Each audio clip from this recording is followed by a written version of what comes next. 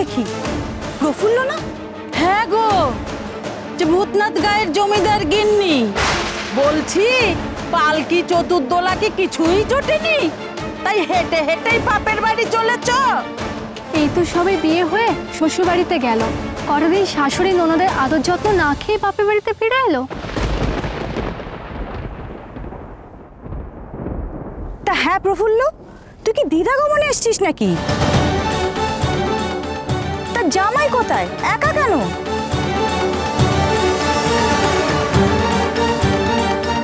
যেদিন এই মেয়ে পালকি করে গা ছাড়লো, সেই দিন ওর মায়ের দেমাকে মাটিতে আর পা পড়ছিল না। আর আজ সেই মেয়ে ভিখিরির বেশে গায়ে ফিরল। এটাই হয়, দেমাকটা ভাঙলো তো।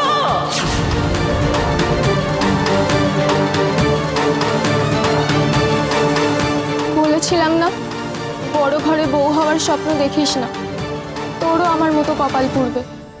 মিলল তো আমার কথা, তাড়িয়ে দিল তো তোকেও।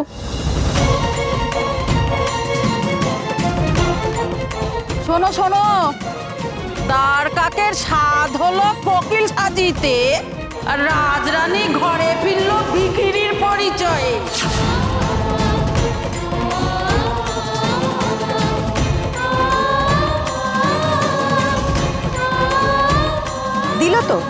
দিল তো শ্বশুর মুখে ঝামা ঘষে।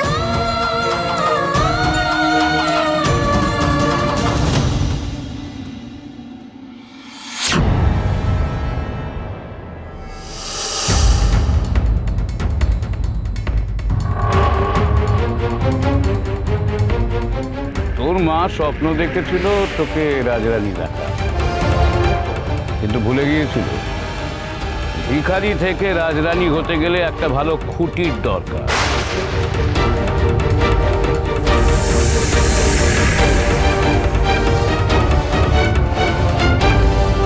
আমি ছিলাম সেই খুঁটি, তোদের ভালো চেয়েছিলাম, আর বিনিময় তোর মা যা করলো, এখন সেই পাপের ফল ভোগ কর।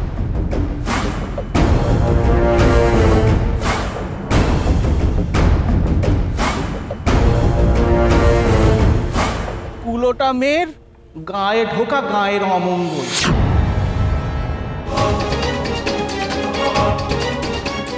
এই, তোমরা কেউ ওকে গায়ে ঢুকতে দিও না।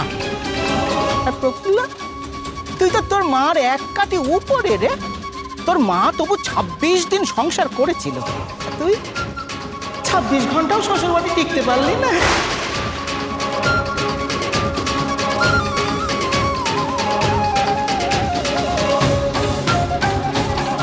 এই, তোমরা কেউ ওকে গায়ে ঢুকতে দিও না।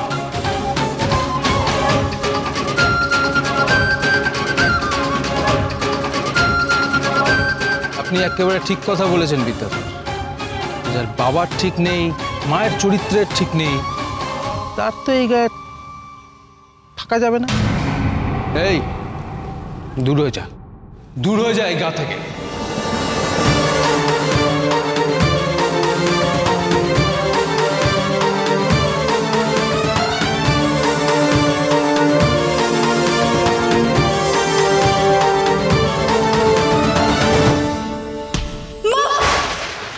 পিপি, পিপি মা বলে ডাকলো না? পিপি এখানে ডাকবে কিভাবে? হ্যাঁ, আমি স্পষ্ট শুনলাম তো পিপি মা বলে ডাকলো। আমার মনটা না বড় কুগাইছে গো বিন্দু দিদি। মায়ের মন তো একটুতেই কুগায়। এতদিন তো মেয়েটাকে ছেড়ে ছিলি না, তাই সর্বক্ষণ ওর কথা মনে পড়ছে। দেখবি ধীরে ধীরে সব অভ্যেস হয়ে যাবে। তাই হয়তো হবে। আসলে পিপিকে ছেড়ে থাকা তো একদম অভ্যেস নেই, সারাক্ষণ শুধু ওর কথাই মাথায় ঘুরছে। তবে মেয়েটাকে বিয়ে দিয়ে বড় স্বস্তি পেয়েছি।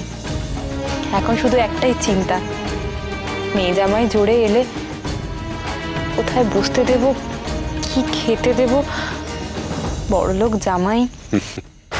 জামাইকে কি খাওয়াবে না খাওয়াবে সে সমস্ত চিন্তা ছেড়ে দিয়ে মেয়েকে কি খাওয়াবে সেটা নিয়ে ভাবো। মানে? মানে ও তার মানে তোমরা জানো না? না বলি তাহলে, মেয়ে তো আবার ফিরে আসছে তোমার কাছে। আহা, মায়ের উপর কি টান মেয়ের।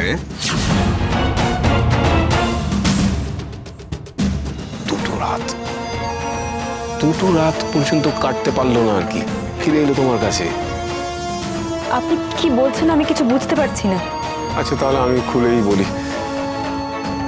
তোমার মেয়ের রাজরানী হওয়া, জমিদারের স্ত্রী হওয়া, এই সমস্ত খেলা সব শেষ হয়ে গেছে। ও বাড়ি থেকে তাড়িয়ে দিয়েছে, দিরাগমনটা পর্যন্ত কাটলো না। জামাই যদি নিজের হাতে এসে দিয়ে যেত তাহলেও না একটা কথা ছিল। মিথ্যে কথা, সম্পূর্ণ মিথ্যে কথা। আপনি যেরকম মিথ্যে কথা বলে খাবার কম দিয়ে গায়ের লোকের সামনে আমাকে অপমান করেছিলেন, এখনো সেরকম মিথ্যে কথা বলছেন। আমি আপনার কোনো কথা বিশ্বাস করি না। হ্যাঁ, সেটাই তো সমস্যা, আমার কোনো কথাই তুমি বিশ্বাস করো না। ঠিক আছে, নিজের চোখেই না হয় দেখো, চক্ষু এবং কর্ণের বিবাদ ভঞ্জন করো। হ্যাঁ, দেখো তাকে কিভাবে তাড়িয়ে দিয়েছে।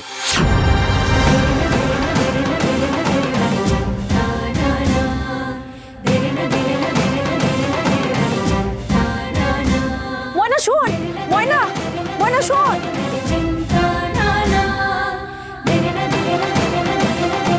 মারো মারো ঢিল।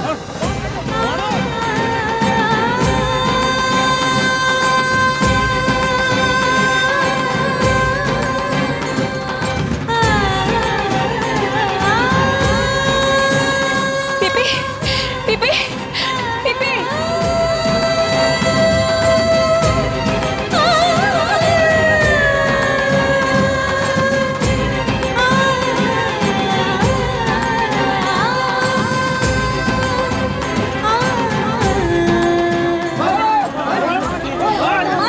পিপি, পিপি, পিপি, থামো, থামো বলছি তোমরা, থামো।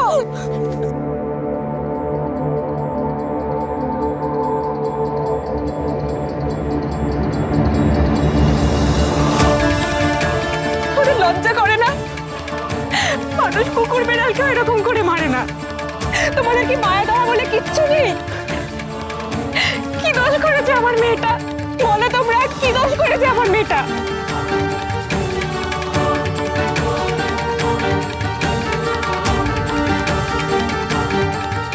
কি হলো, তোমরা থামলে কেন?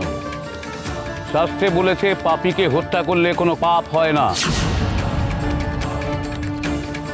এদের নিঃশ্বাসে এই গায়ের মানুষদের ভালো হচ্ছে না। মারো মারো মারো। আরে দাঁড়িয়ে থাক।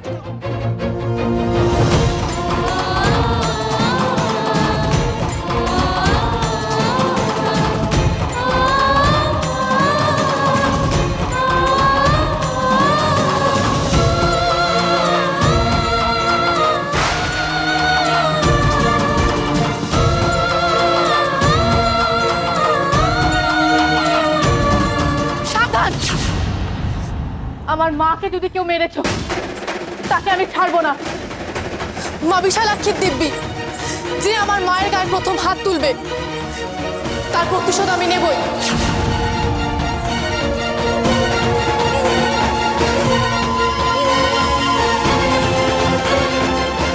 ব্রাহ্মণ হত্যা মহাপাপ। আমার ন্যায় অন্যায় বোধটুকু নষ্ট করে দেবেন না ন্যায়রত্ন ঠাকুর। আমাকে এই পাপ কাজ করতে বাধ্য করবেন না।